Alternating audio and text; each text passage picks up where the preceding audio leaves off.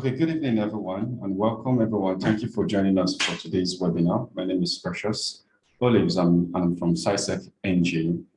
CYSEC NG, which is Cybersecurity Challenge Nigeria, is a leading provider in cybersecurity solutions and as well as in trainings and offering information technology and security solutions to every individual interested into the cyberspace. Now, today we'll be presenting on a particular topic, which is called the motives of financial cyber attacks. And our presenter is a person, in the person of Mr. Fortune Andrew. And just to keep the ball rolling, CYSEC NG is an NGO with focus on identifying Nigeria's next generation of cybersecurity professionals and connecting Nigeria's best and brightest. CYSEC NG is an NGO which has a focus on identifying Nigeria's next generation of cybersecurity professionals, connecting Nigeria's best and brightest to the cybersecurity industry. CYSEC NG is creating an enabling platform for security acquisition, youth empowerment, and local content development in the area of skill acquisition and information security towards national and economic development. The CYSEC engine analyzes cyber attack in emerging technologies and as well as devising defensive strategies and mitigations of these cyber attacks. And I mean, that's the reason why we hold most of our monthly webinars, which guides you to the latest and recent cyber threats and attacks, and also give you mitigations on how to fix and solve them. So with that being said, I would like us to introduce our co-hosts, Mr. Fortune Andrew. I don't know, Mr. Fortune Andrew, are you available? Are you online? Are you Yes, I'm with you. Yes. All right. So Mr. Fortune Andrew is a cybersecurity engineer, and he has been into the industry for some years. And he's loaded with enough information for today's particular topic. So I'll be handing over to him right now, Mr. Fortune. You can go on and share your screen as well. Thank you very, very much for having me here. Okay. Good evening, guys. And thank you for this opportunity once again to be able to stand before you all and share my talk or my light on some issues relating to cybersecurity. So I'm Fortune by name, and today we're talking about the motives of financial cyber attackers. But then, before we go deep or dive deep into the motive of financial cyber attackers, I believe we should be able to know a little bit about the cyberspace. Then you should know about how these attacks are done. So we're going deep a little bit into cyber attacks or attacks in general, cyber crime. So while we start, a little bit about myself. This is who I am. I'm Fortune and the cybersecurity engineer, like as earlier said. I'm also a community lead at Hacker Is, and I do pension testing and research. So now, the things we'll be talking about today, we'll first of all start by explaining the cyberspace. We'll look at some key findings in cybercrime. Then we'll talk about cyber attacks and the forms in which they are being done, then the attackers. Then also, we will look at the future of fintech, because that is basically what the topic is all about today, the motive of financial cyber attackers. So we'll look at fintech and the future of it. Then we'll look at some tips from experts, what they say. And then look at some examples of, okay, this kind of attack, where has it happened before and where hasn't it happened, something like that. So we're looking at Nigeria and then the world at large. And then we start. So just pray that the eyes of our understanding be enlightened as we move on. So now, as we start, please, this is a very big disclaimer. You should all know that I should make no mistake that FinSec or FinTech, that's the FinTech firm, is under massive attack right now. That is the financial sector. They are really, really under massive attack. And then while we start, let's start with what cyberspace is all about. This is a global environment of computer network where users are allowed to share varied information or informations. So now you might be wondering, is cyberspace the same as the internet? Because cyberspace, we're talking about a global environment of computer networks. Obviously, the internet too is interconnected computers or devices. So now let's look at it and say, okay, is cyberspace the same as internet? So, well, cyberspace and the internet, they have the capability of creating a virtual world for cultural as well as for various social practices. So to understand this, well, basically what the clear difference is, it can be said that the internet is a set of networks of computers that make use of the internet protocol to communicate, because basically that is how the internet was formed. Internet protocol, IP. That's why every device has his or her own, or its own rather, IP addressing. Basically, we have two. We have the IPv4 and the IPv6. So, but the commonly used is IPv4 because it's easier to memorize. And how this is being done, because now the DNS, it translates the domain name to IP addressing, because the IP address is only what the system is able to understand. That is the machine code. So now I digress a bit. So we're talking about the cyberspace. Is it the same as the internet? And we're meant to understand, as I said earlier on, that the internet is just a set of network of computers that make use of the internet protocol to communicate. While on the other hand, we can see that cyberspace is an information world through the internet. So cyberspace makes use of the internet, and then cyberspace does something that is now part of human life. So basically, almost everybody or everyone that uses a device is part of this whole cyberspace. So now let's talk a bit about cyber crimes. Even though you might not be able to get something out of this class today, but if I would advise I get this today, that cyber crime is any crime that involves a computer and network. So basically, an attacker understanding how the network works, knowing, okay, you have a central router and you have your printers, you have your computers, you have your laptop, you have your phones connected to the central router. As an attacker, what I would do is I will try to get into your router.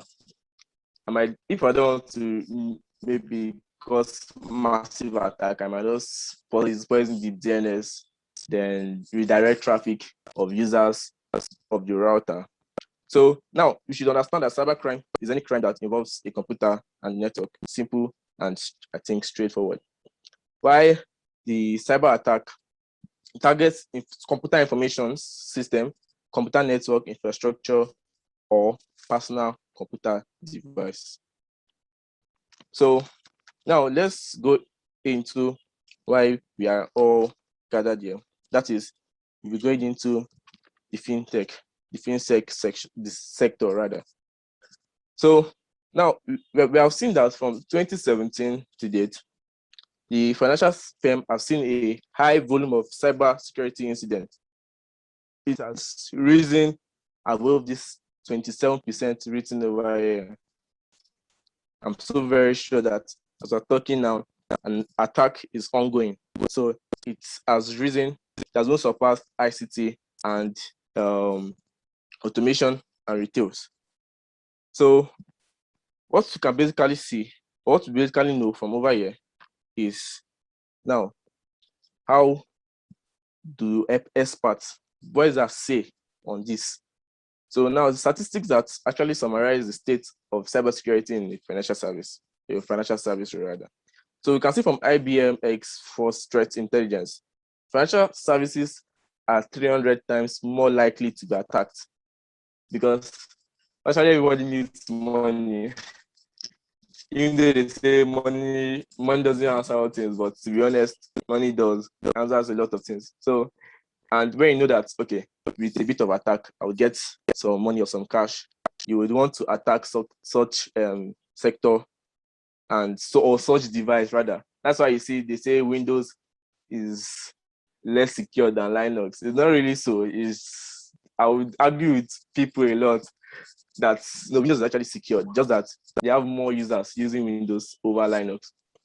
So when you realize that when you perform an attack, you have a wider range of people that are being affected, you want to attack such services or device. So that is just the same way in which these financial services are being attacked. So now, when you realize that, okay, we can actually perform this attack and get cash outs and everything, no, you would want to attack it. Like there was a story or there was a news that actually spread or that most of us might have heard about a cyber criminal that was caught, and then it was like the weakest point is Access Bank and another bank mentioned. So it was what basically did was, or what basically do is it takes the SIM card and then it tries to performs the attack by just knowing the account number of the user or the victim rather that he wants to carry out such attack on.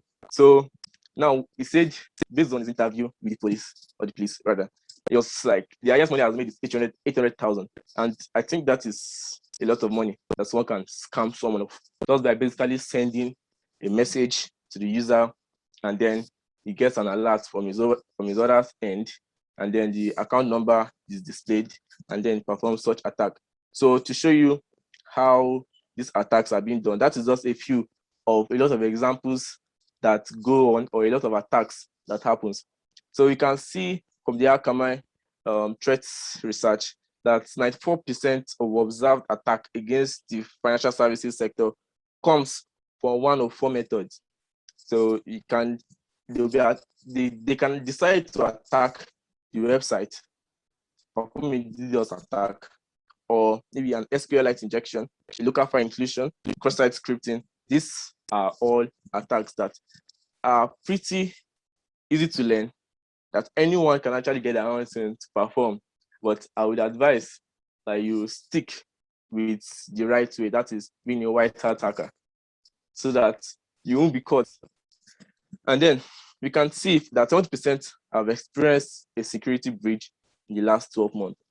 And the percentage or the statistics keep on increasing as the day goes by. Can't tell what is going on right now. Probably there's another massive attack going on right now. You can't tell. All we have to just do is just to remain safe out there and in the cyberspace. So now, cyber attacks on financial firms are increasingly sophisticated and diverse.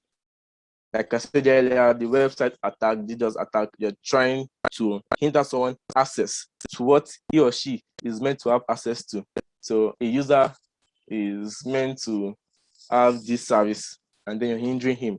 That is an example of a DDoS attack rather. That is just distributed denial of service. That is the full meaning. And then talk about this fake money transfer. Attacks like this actually made headlines since at least 2012, when attackers stole over $81 million from the Bank of Bangladesh.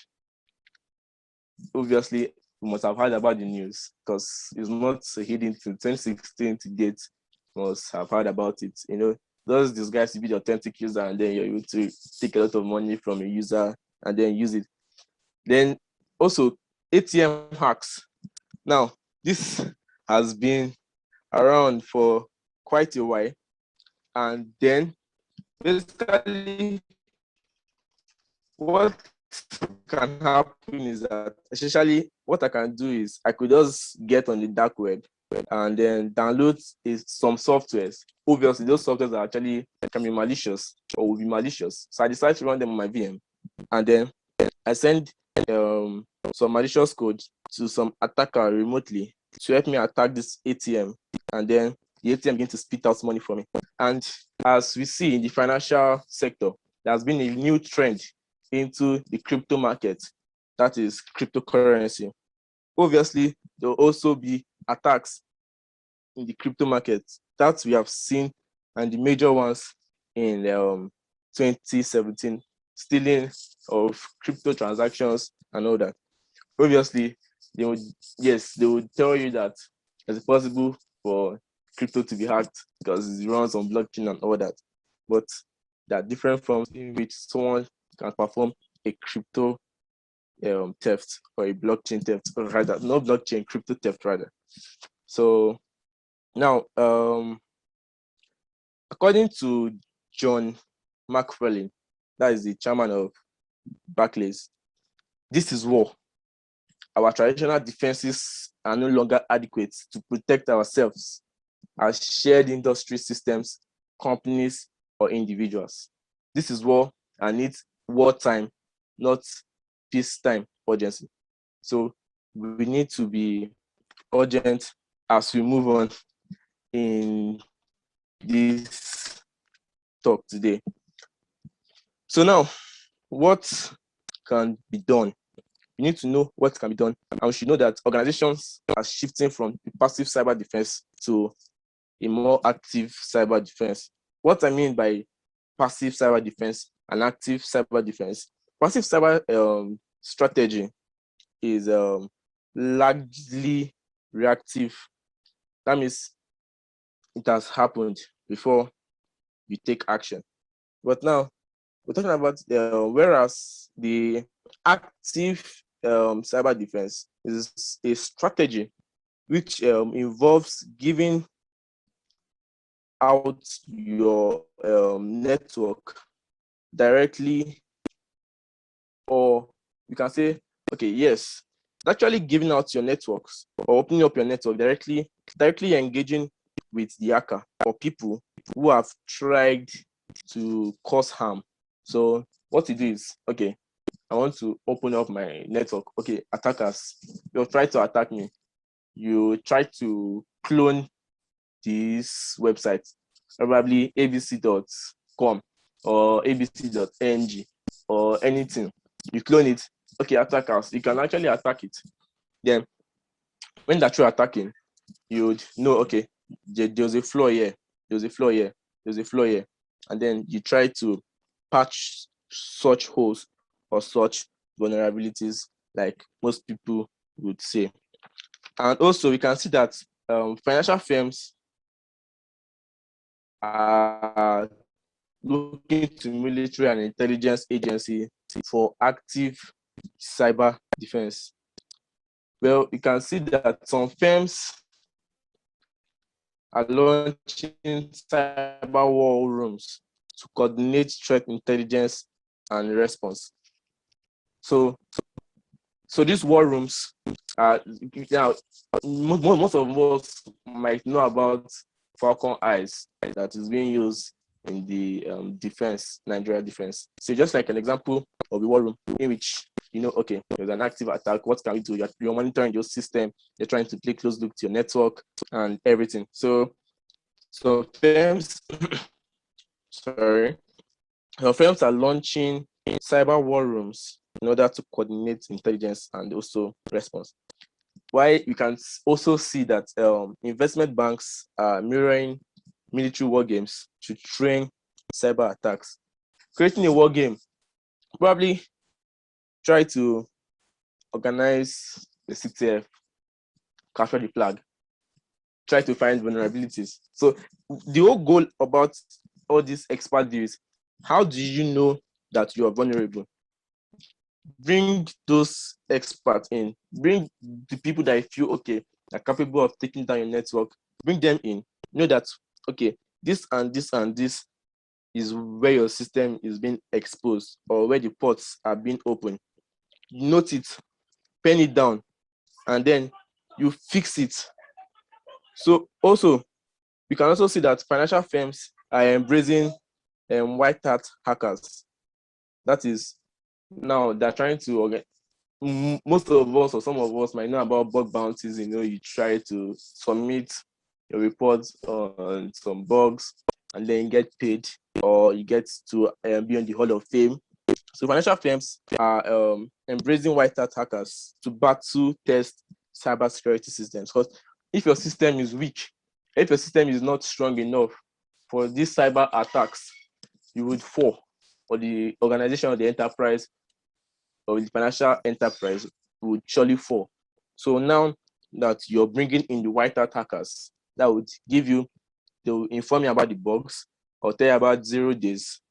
Now, that is very, very interesting to know that firms are actually bringing in people like us, white hat hackers, that will report to them, fix this, fix that, and fix this.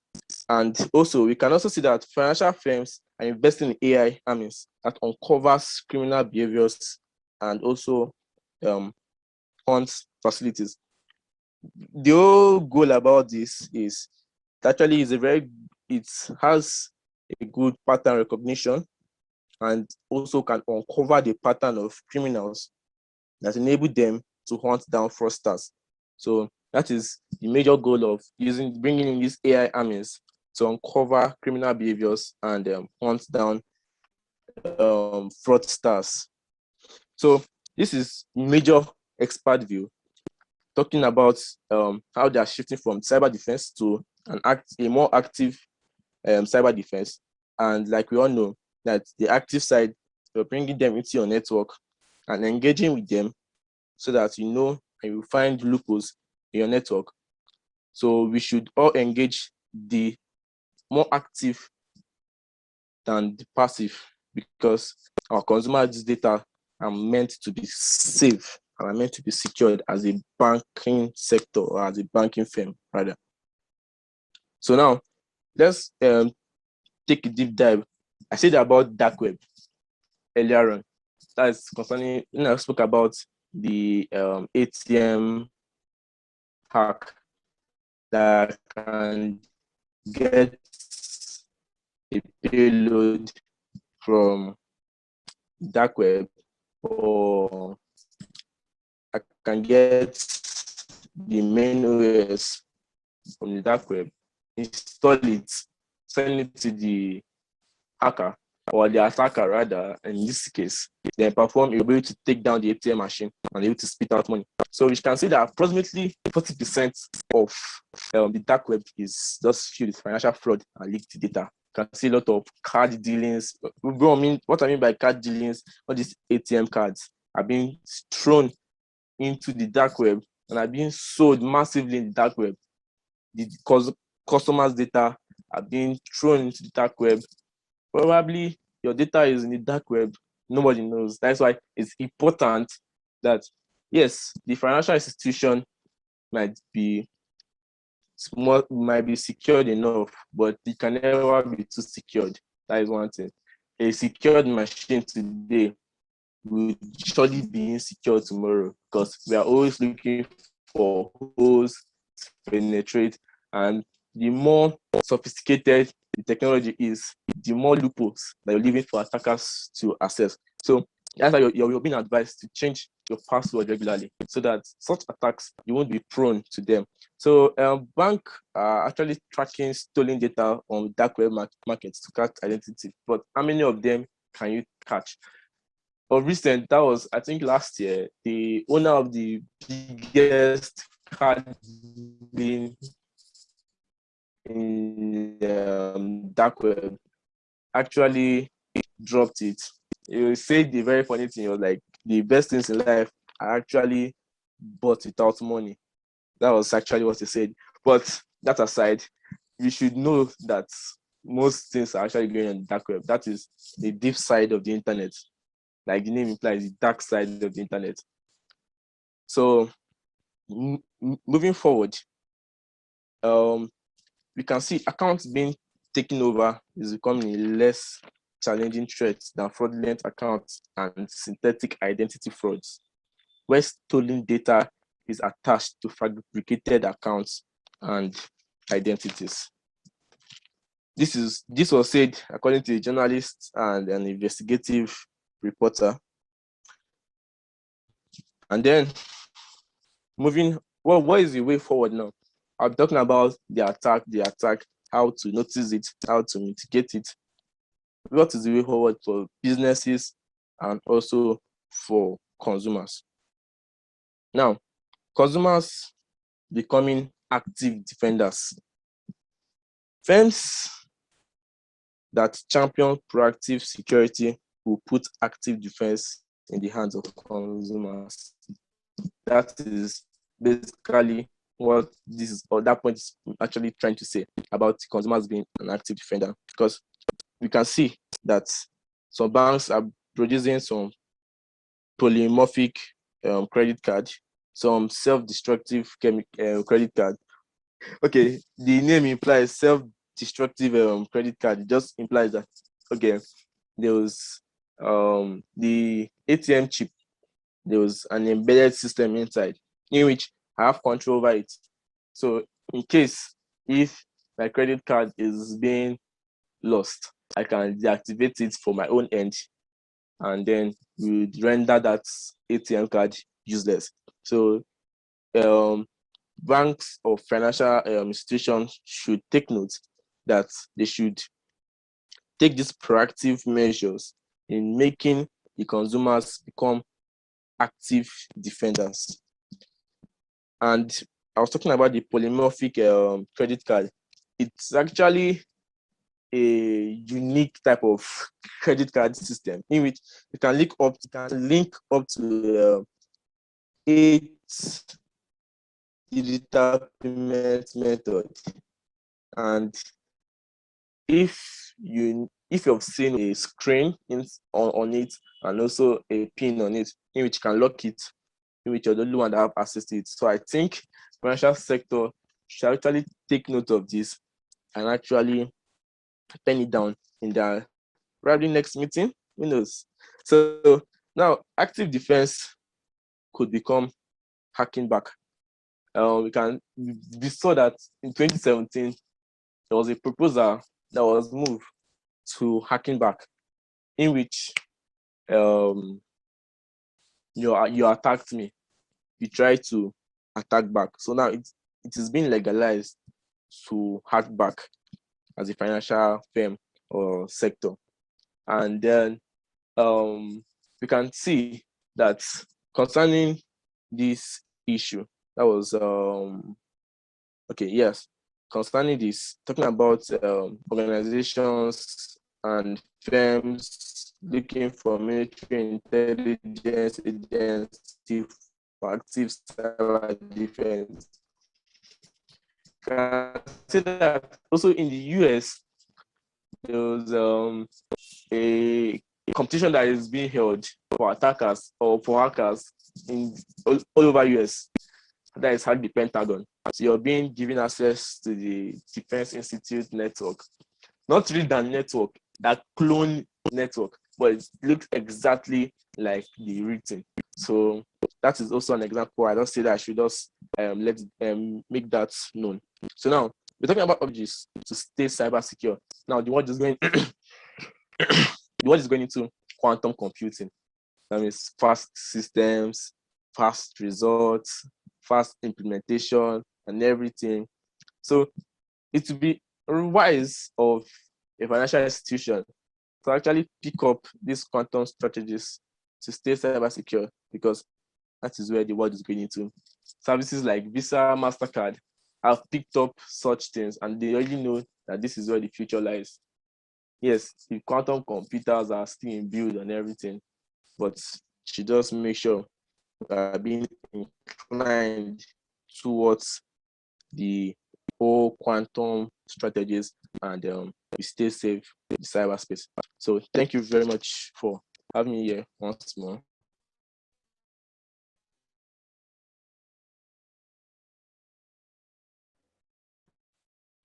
Thank you very much, Mr. Fortune. And with that being said, it's an In case you awesome have any presentation. questions. I learned a lot.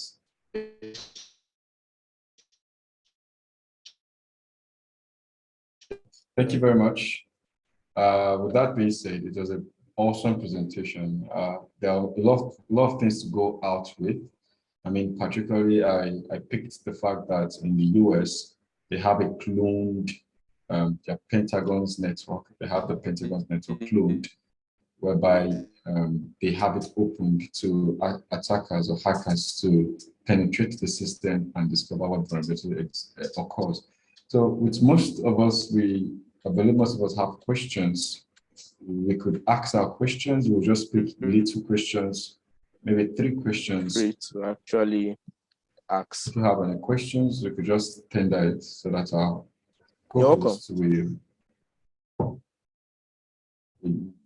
take them. Any questions? You can raise your hands on the chat box, or you can drop your questions on the chat box as well.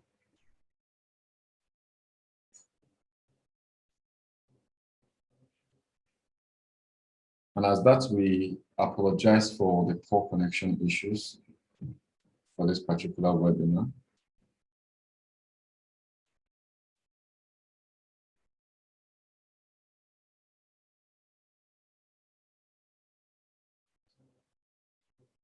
Okay, you have it. Okay, explain the ATM cyber hack.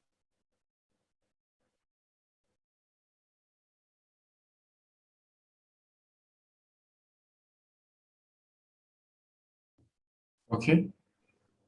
Okay. Explaining the ATM cyber hacking more.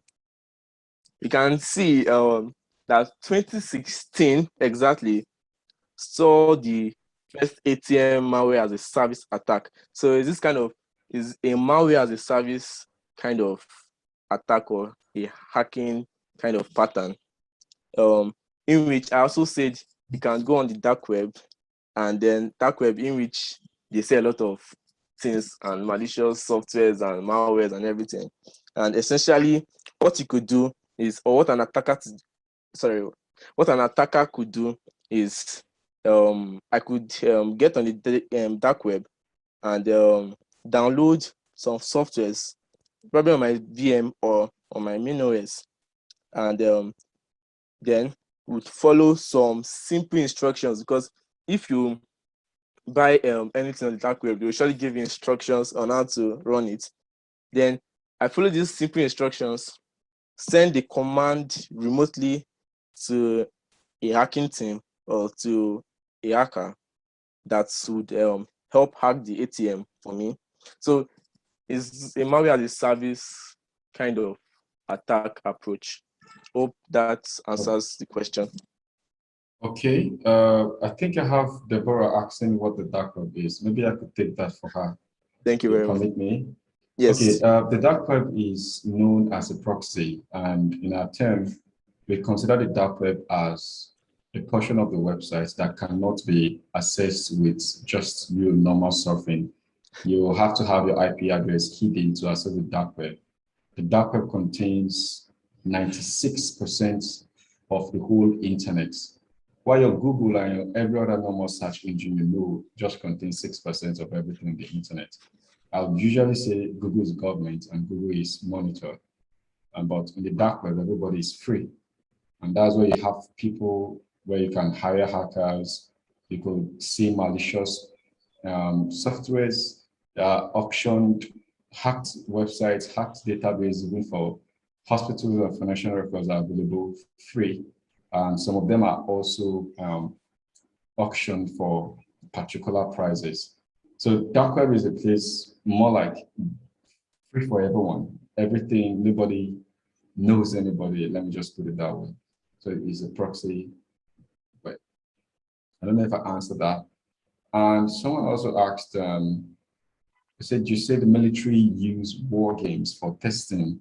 Is it normal war games that we play like PUBG, or there's like hacking going on in war games? Can you answer that, sir, or I can go ahead with that? You can go ahead with the question. You can go ahead with the answers. Okay. What we mean by war games, in most cases, some of us must have had what we have and we call CTF. CTF means capture the flag. War games are more like you have a mirror, or more like a particular cloned system or infrastructure, clone network. Imagine having a clone of a particular network in Nigeria. a particular website that supplies services in Nigeria, and you have a exact copy, and then you auction it or you leave it open for people to try and break into the system through different means and loopholes. And when they do that, you already have a structure or understanding of how they were able to gain access into these systems, and then you go back and you try to patch your vulnerabilities with that. So those are what we call like war games. We have cyber war games that occurs as a result to that. Exactly. All right. Exactly. So was any hacker able to penetrate the clone Pentagon system? Now, okay. Go ahead. Can go ahead. Okay. Well, generally, I can't really place it, but there are some things that happen during pen testing, whereby even if you happen to have a loophole, in most cases you have to sign stuff like NDAs, which is non-disclosure agreements, so that you don't publicize particular loopholes you find, making it prone to other attackers to gain access to these systems. So if you've done, for some of us, most people who have done pen testing for organizations, you discover that if you probably find a vulnerability, you have to report it directly to the organization. And even before participating in such programs like this, in most cases, you have to sign some SLA, where service level agreements, sometimes NDAs, so that vulnerabilities you find, you don't go uploading them to the general public, making them to even more not secured. So you might actually definitely say there are hackers who actually gained access into the Pentagon system, but I can't tell you that this is a particular person. Like Kelvin Mitnick, I think he was able to actually penetrate into the clone Pentagon web. I think we all should know about Kelvin Mitnick. You should know about Kelvin Mitnick. So he was able, he was able to actually penetrate into the Pentagon web, that network in general. So it's actually widely known for that. So we should, it's very, very big in cybersecurity. We should know him. So yeah, that should answer the question for that person. Okay. I think there was another question. Also, can my ATM can my ATM information be leaked from websites that have my ATM info, like Coursera, Junior, and etc.? It depends on how secure the system is. That is the service you're trying to, the service you're putting your ATM details on.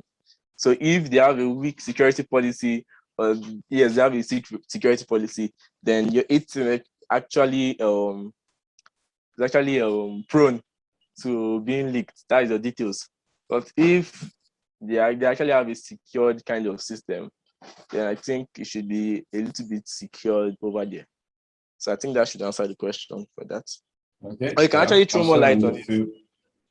Also in the field, we believe that no system is actually secured. I mean, you should understand the more reason why Pentagon can put off their networks and allow people to run penetration testing on. So no system is actually secured. A system or a website could be secured to when it is hacked. So we'll say the system is secure till when they are hacked. So with that being said, I can't tell you that your information on most of these e-commerce websites are pretty much secured, because we can't tell till when they can experience, or when they experience some vulnerabilities and flaws, of which every day we experience, and we find out new vulnerabilities on web applications and more. Okay, so someone will be taking that. Okay, and the very funny thing about all this is, And the very funny thing about all this is, after the attack is being done, most of them will not reach out to their consumers or their customers to actually inform them that this has been done. So we should always be secured out there in the cyberspace. We should be careful of where we drop our ATM cards details or all that. Yes. So I think there was a question about how can I access the dark web and how safe is it, since it's not monitored by Google? Yeah. Okay. You can actually, I don't know if you want to talk about that, but what I would say All is right. you can actually access the dark web. You can access it. Yeah, you can use your Tor browser to access the dark web. Yes, but throw more light on it. Throw more light on it. Okay, thank you so much. I mentioned, okay, this is not a class for dark web, but let's say this. We have what we call the dark web and the deep web. The dark web is the one containing 90%, and the deep web contains 6%. And it's in the deep web, we have things like where people sell drugs, child pornography, and a lot of other illicit businesses happen in the deep web, which is not advisable for anyone to go into it because it's very risky. But on the other hand, we have the dark web. In the dark web, uh, talking about your security, first of all, yes, you can access it. Normal journalists or normal individuals use the dark web. For example, there can be journalists who can release some sensitive articles, which they know that if they release it on a normal surface web like Google or blog, which contains their personal information, they can be targeted, they can be hunted. So most times people upload some sensitive information, maybe leaked government information, some leaked information from top agencies or tools or hacks that have been carried out, or in most cases, even processes to certain financial attacks. And when all of this information are leaked, it is because the dark web is kind of secure, it protects their identity. So anybody can do it. Yes, frankly, you get a lot of juicy information, which in the norm might not be available on the surface web. But being safe on the dark web is very important that everyone minds his business. There are some websites you go to on the dark web that the hackers take it as their sole responsibility to know or uncover who visits their website. And that will warrant them even going as far as on hailing your IP addresses and knowing your location and your geolocations of wherever you're viewing from. So tips about the dark web is in most cases, always use a VPN, and there's something we call the VPN over Tor and Tor over VPNs. These are a whole lot of different things, which hopefully if we happen to have a special webinar on dark web, all of this will be explained. So generally, you be careful the kind of sites you visit on the dark web. Aside that, you want to mind your business, be specific of what you're looking for, and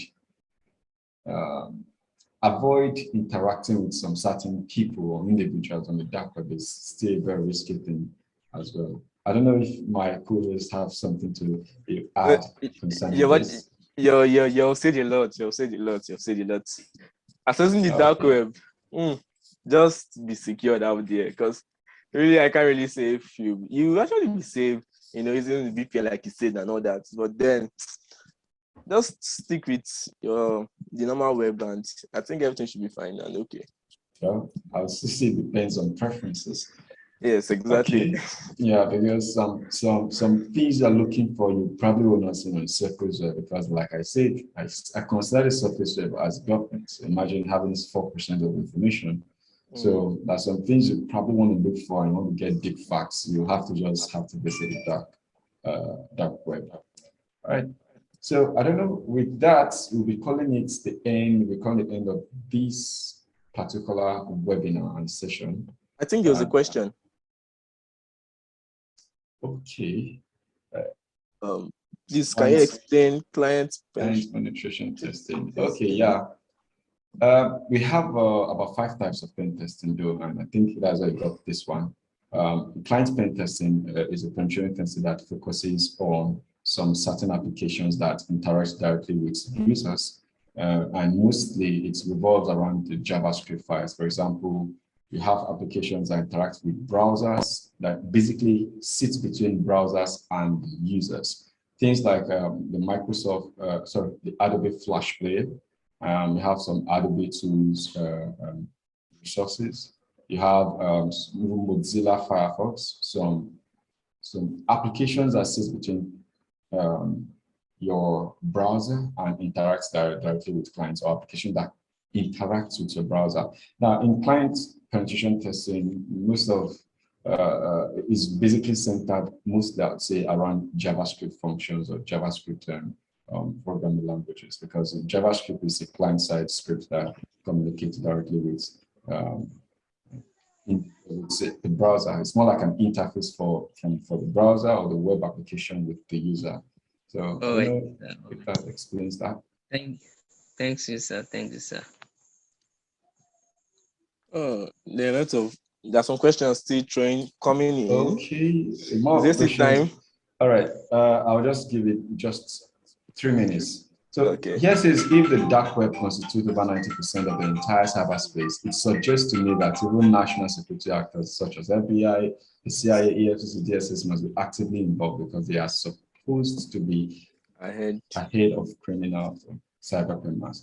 Oh yeah, definitely. I personally will tell you there are scenarios where we have even top security agencies who still use and visit the dark web regularly.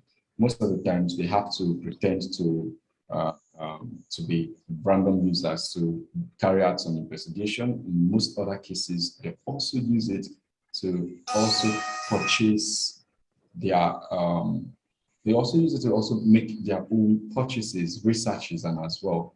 So yes, dark web is not just meant for the criminals; it's also meant for serious, in-depth agency researches as well.